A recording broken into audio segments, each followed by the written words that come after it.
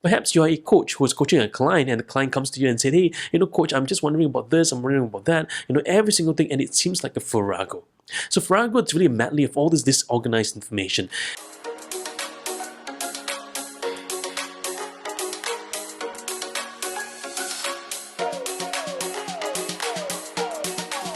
Hey everyone, welcome back to Coaching James Live. So glad you can join us this week. Now, this week we're going to talk about one word called Farrago, a confused mixture. Now, many people said, hey, can I mix this up with another thing? Can I do this with another thing? Can I actually mash up, like sports with science, science with arts, arts with literature, literature with math? Can I do all this mixture? Now, the notion of a confused mixture sometimes bewilders us and sometimes makes us feel really stuck in a certain situation. So today we're going to discover just that. So if you're new to our channel, do remember to hit the subscribe button and notification bell to stay tuned with all the latest updates that we have for you. Now, this channel, it's really purposed for one thing, which is to help you improve your conversation one conversation at a time. And whether you're a coach, a speaker, a leader, this video channel is for you. Now, every single week we come to you to really help empower coaches all around the world, to improve and level up their skills as a coach. Too often, I always hear these coaches are going after the new shiny object, but they're never really enhancing and leveling up their skills. To me, what's more important is the mastery of skill, which is going to be more important than trying to get acquiring new clients all the time. Now, acquisition is important, but guess what? Acquisition comes following the heels of skills and following the heels of mastery. So what you want to do is mastering conversation. So I always say this, coaching is conversational mastery, and it's going to be very important that we get better in our conversations every single day. Last few weeks we talked about this notion of Gallimaufry effect. We talked about the neurotherapy principle, and this week we're going to look at Farrago. So Farrago, it's a confused mixture. Let me read to you what Merriam-Webster says Farrago is. So let's take a look at this. Now, Merriam-Webster says that Farrago might seem a little like an unlikely relative of Farani, the name for a mealy breakfast cereal. But the two terms have their roots in the same Latin noun, both derived from far, the Latin name for spelt, a type of grain. In Latin, Farrago meant mixed fodder, a cattle feed, that is. It's also used more generally to mean mixture. When it was adopted into English in the early 1600s, Farrago retained the mixture sense of its ancestor. Today, we often use it for a jumble of medley of disorganized, haphazard, or even nonsensical ideas or elements. So this notion of mixing things together, mixing things up together, bringing dissimilar stuff together and mixing them up sometimes appears as haphazard, sometimes appears as confusing. So this notion of Farrago means that, right? So sometimes, can you imagine this? When you go through life and you meet different people, or maybe during the day, you have this event that happened, that event that happened, and it feels like a Farrago of mess. Or have you been to a meeting before as a leader and you have different stakeholders or different board of directors saying different things, and it seems like a Farrago of mess? Right, a Farrago of things that's just overwhelming you. Or perhaps you are a coach who is coaching a client and the client comes to you and said, hey, coach, I'm just wondering about this, I'm wondering about that, every single thing, and it seems like a Farrago. So Farrago, it's really a medley of all this disorganized information. Now, is it a bad thing? Is it a good thing? Well, it's neither, right? When we look at Farrago, it's neither a bad or good thing. But what we want to know, it's the state of Farrago. When a client is experiencing Farrago, or when your teams are experiencing Farrago, or when the entire country is experiencing Farrago, what is important there? It's about having the leadership to really unravel this Farrago and asking the big question: is it helping us? Is it moving us forward? Is that really getting us to where we want to be? Because too often, many people are just allowing us to get stuck, but never moving on from where we are. Or we are happy with all this disorganized mess, but we never quite understand where to move forward. So think about this. How many of you right now, when you look at your desk, it's in a mess? And then you try cleaning it, what happens? Well, the more you clean it, the more you struggle, because the more you clean it, the more it gets even neater, but yet it gets messy in our brains, because remember the messiness of things, right? Some of us love a very clean desk, we know exactly where the things are positioned, but some of us love a messy desk because we know exactly where our mess are. But is that a good thing or not a good thing? Well, it depends on the individual. Well, there's certain studies that say that if you clear a desk once a while, it really stimulates a lot of neural activities in your brain. But other studies shows that, hey, actually, creative people or artistic people sometimes leave their desk messy because it puts them in a state of creativity. Now, whichever school of thought you believe in, one thing is for certain, right? That this notion of Farrago doesn't mean that it's bad, But what we want to know is that when we're in that state, what can we do to really help facilitate the process to really get better at things? At the end of the day, the outcome matters, the intention matters. It's not so much about being stuck here, it's not so much about the information that's messy. Think about this. Many people say this, right? Especially leaders tell the team, say, hey, team, you're in a complete mess. Or I always hear this, between teammates or between groups or between different business stakeholders, say, hey, it's a complete mess. The organization is a mess, blah, blah, blah is a mess. What they're just saying is this, they're just acknowledging that something is messy in their minds, right? They're just saying that, oh, there's a lot of disorganization. But the reality is this, in our world, there's a lot of disorganization. When you put humans together, there will always be disorganization. But what we do with this organization is going to be key, because with what we do, that will help us to better navigate all this myriad of messiness, all this myriad of disorganized mess, and all this messiness of things that seems haphazard. And sometimes what seems haphazard might actually have a very precise thing or ideas behind it. So think about this. When we look at the sand on the seashore, we think that's really haphazard. We think that there's no creative design in it. But if you put the sand on the seashore underneath a microscope, you begin to see the different nuance, the different structures, the different compounds of the sand. Some sand looks like a tiny shell. Some sand have different elements that looks really interesting. So if you think about this, haphazardness, it's not really haphazard, but it's the frame that we have it.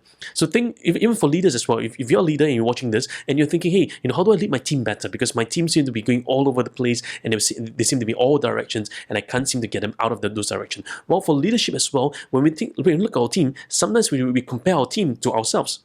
Right, we'll see, hey, my team's not getting this fast enough. They're not doing that right enough. They're not, getting the template up properly. Right, if I were them, I'll do this. But notice, you are not your team members. You're not your teammates. Everyone in the team thinks differently. As a leader, what you want to do is to draw out the greatness from them. Adapt your learning styles to each one of them and draw the greatness from them, because some people learn best in a certain position. Some people learn best. So a leader, to me, it's like a strategist. You are the person behind the scenes, knowing who to put in which position for them to thrive. Now again, about placement, that's going to be so key, and that's why placement should not be left just to the HR function. Placement should be placed together with the leader of the team, should work with the HR function and say, hey, I need to look for a person like this. I need to look for a person for like that. Because when you've identified the right person and place them in the right situation, place them in the right context, you allow them to thrive. Too often leaders have come and asked me and say, hey, Jedi, can you give us some advice on how do I help to put the right person in the right position? To me, I always say this, it's a partnership. That's why, to me, why we call HR business partners, not so much about it's a fanciful term. In fact, you should call HR leader partners. Why? Because they are partnering leaders today to help identify the gaps in the organization, to really help them to see, hey, how do we place the right people in the right position, to really help them to organize things much better.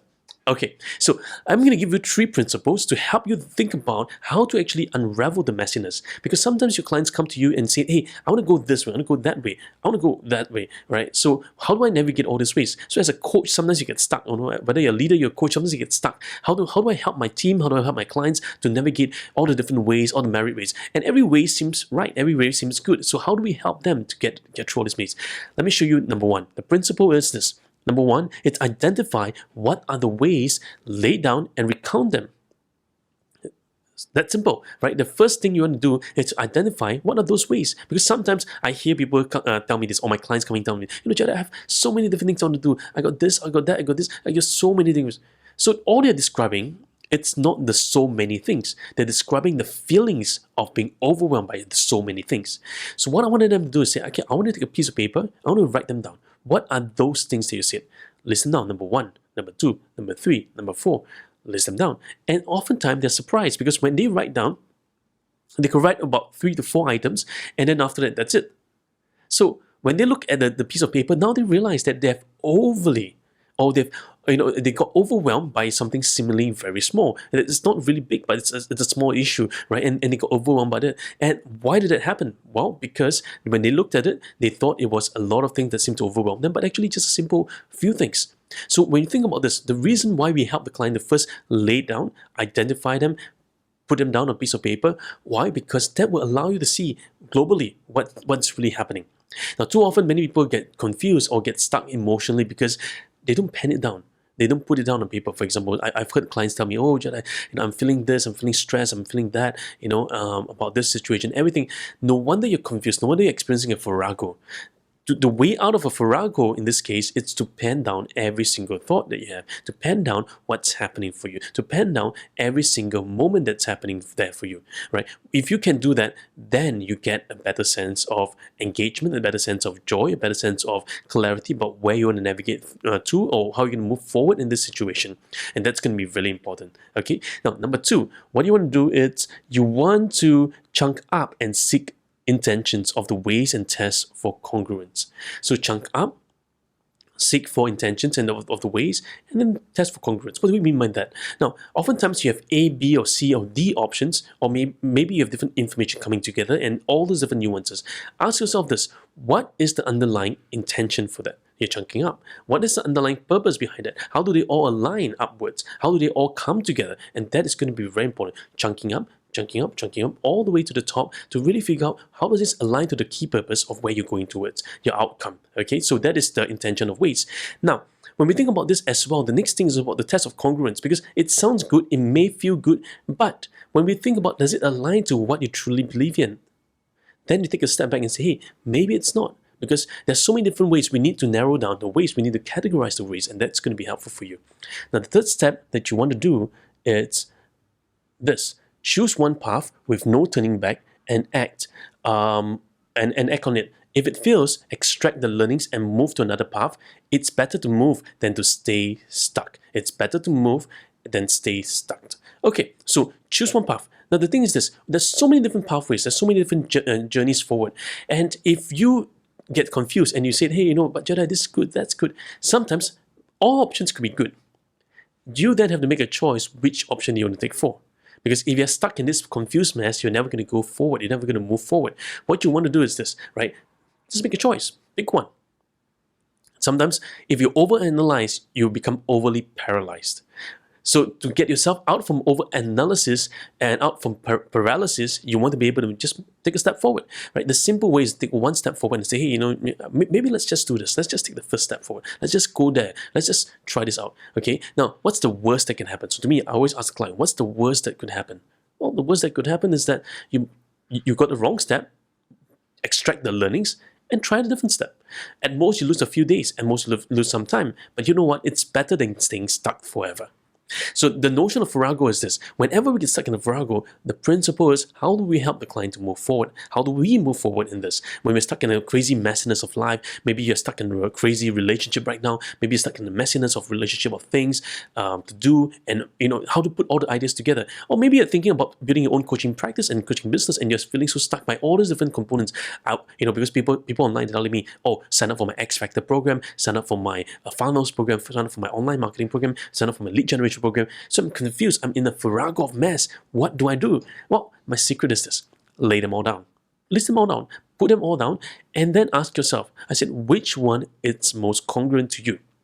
To me, as coaches, we should be coaching. We should be coaching all the time. We should be practicing coaching every single day, whether we're in a business meeting, whether we have conversations. Even right now, to me, I'm always coaching, right? Why? I have conversations with all of us here online, and I also love to actually coach people. And very soon, we'll also have our live stream for coaching as well, where I'll invite anyone from around the world to tune into our calls and for us to coach them in our live sessions, right?